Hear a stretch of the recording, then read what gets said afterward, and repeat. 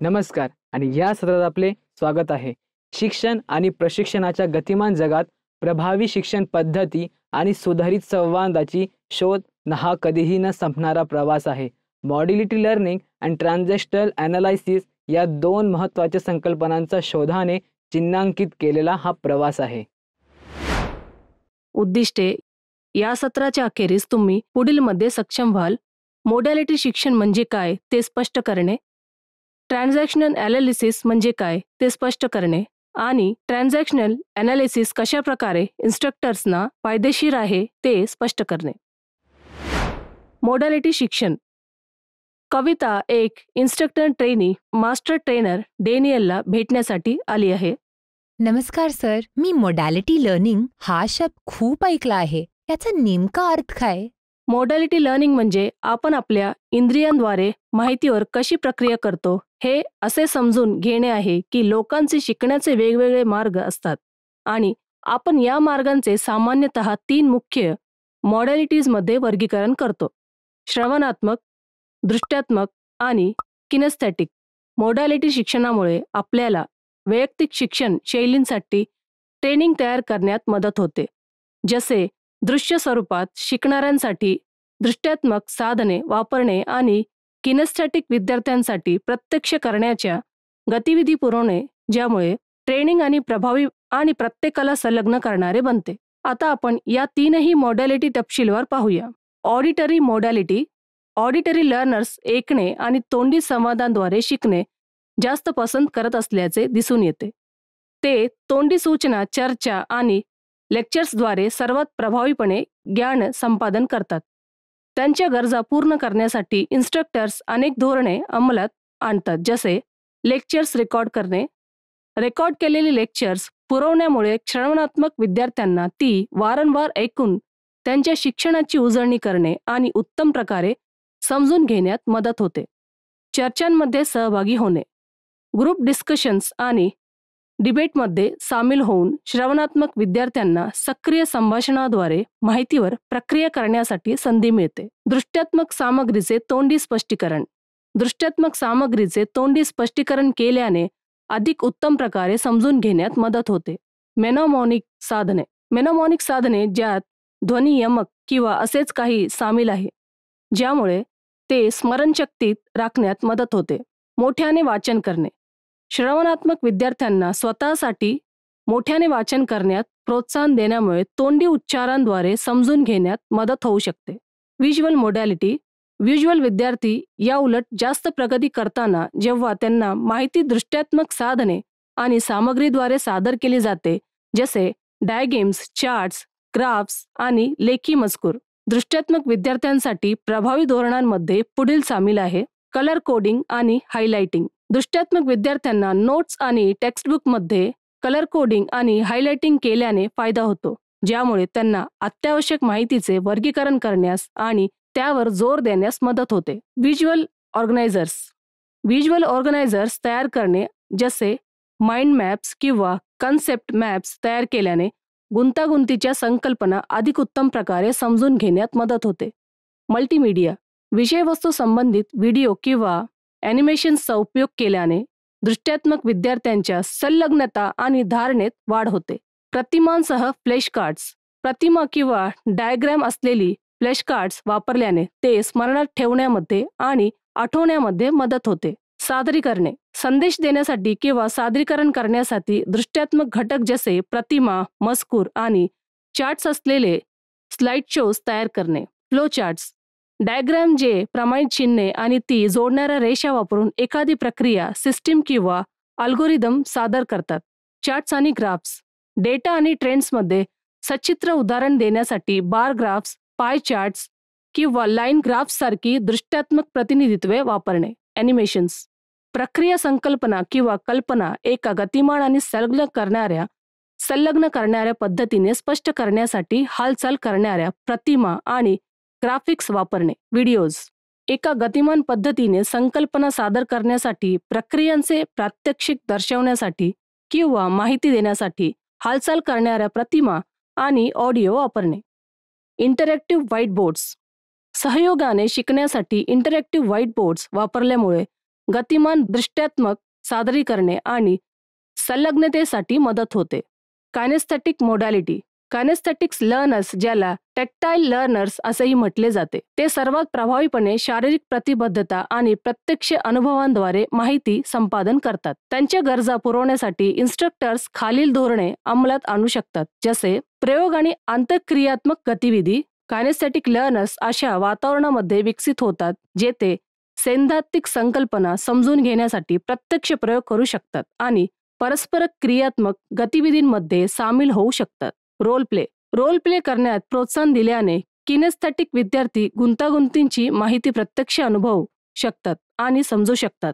Physical models आणि मॅनिप्युलेटिव्स. Physical models आणि मॅनिप्युलेटिव्सचा उपयोग केल्याने ठोस अन्वेषणाद्वारे अमूर्त संकल्पना समजून घेण्यास मदत होते. गतिविधी ब्रेक्स. अभ्यास सत्रांच्या दरम्यान हालचाल करण्यासाठी आणि शारीरिक गतिविधी करण्यासाठी छोटे ब्रेक सामील केल्यामुळे कायनेस्थेटिक लर्नर संलग्न आणि केंद्रित राहण्यास मदत होते. Simulation games.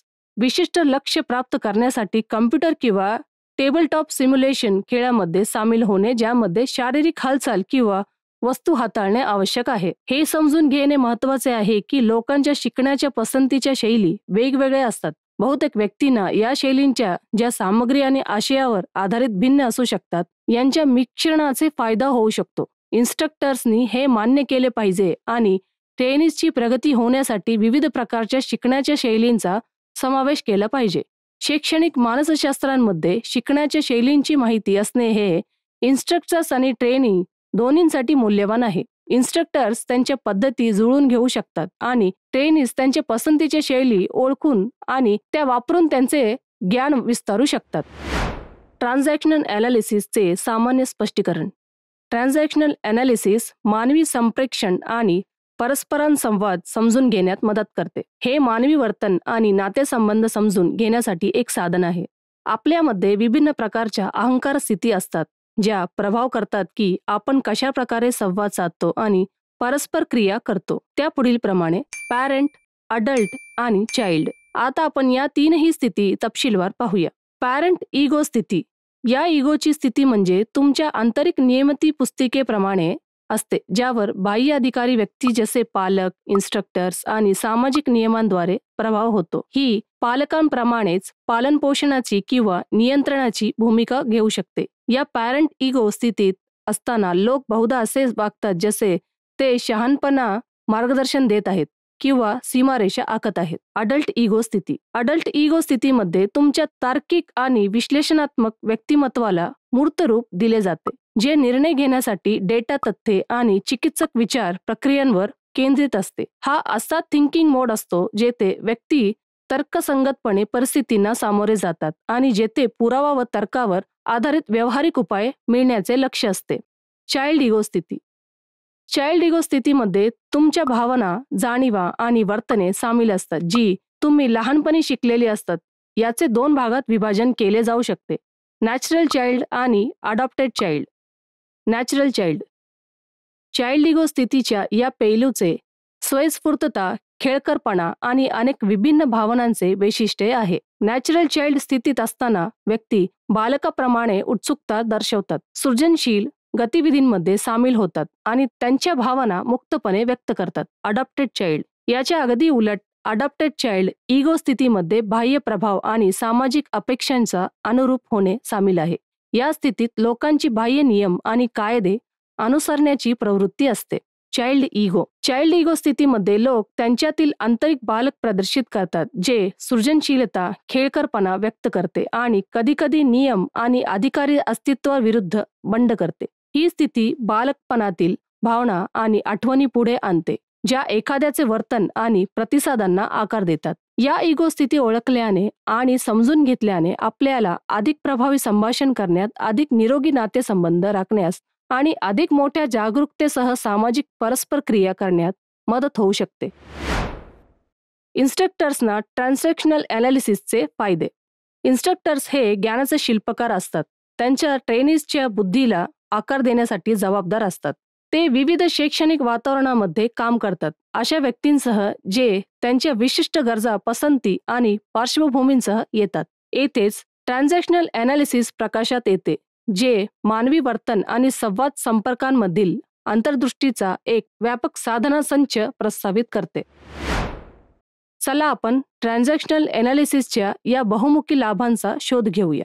ट्रेनिंग पद्धती तयार करणे. इन्स्ट्रक्टर्सना उत्तम प्रकारे माहीत असते की कोणतेही 2 ट्रेनीज एकसारखे नसतात. ते ट्रेनिंग सत्रांमध्ये त्यांचे भिन्न अनुभव, अपेक्षा आणि जगाचे आकलन करण्याच्या विभिन्न मार्गांसह येतात. येथेच ट्रान्झॅक्शनल एनालिसिसमधील इगो स्थितीची संकल्पना अमूल्य बनते. ट्रान्झॅक्शनल एनालिसिस समजून घेतल्याने इन्स्ट्रक्टर्सना त्यांच्या ट्रेनिंग पद्धती त्यांच्या ट्रेनीजच्या विशिष्ट गरजा आणि पसंतीनुसार तयार करण्यात मदत होते. उदाहरणार्थ, जेव्हा एखादा ट्रेनी त्याची पॅरेंट इगो स्थिती प्रदर्शित करतो तेव्हा रचनाबद्ध आणि नियम आधारित ट्रेनिंग बहुधा प्रभावी ठरते.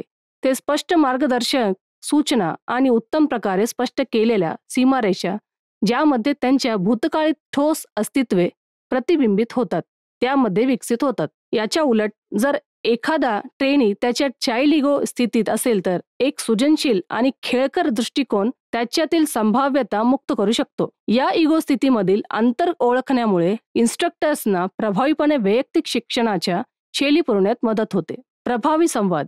ट्रेनिंगच्या केंद्रस्थानी सर्व काही संवाद साधण्याविषयी असते. यशस्वी इन्स्ट्रक्टर्स केवळ ज्ञान प्रदान करणे इतकेच नव्हे तर एका सकारात्मक आणि संलग्न शैक्षणिक वातावरणाला प्रोत्साहन देण्यात देखील कुशल असतात. ट्रान्झॅक्शनल एनालिसिस हे इन्स्ट्रक्टर्सना एक लेन्स पुरवते ज्याद्वारे ते समजून घेऊ शकतात आणि त्यांच्या ट्रेनीजच्या इगो स्थितींना योग्य असेल अशी त्यांची संवाद साधण्याची पद्धत जुळवून घेऊ शकतात.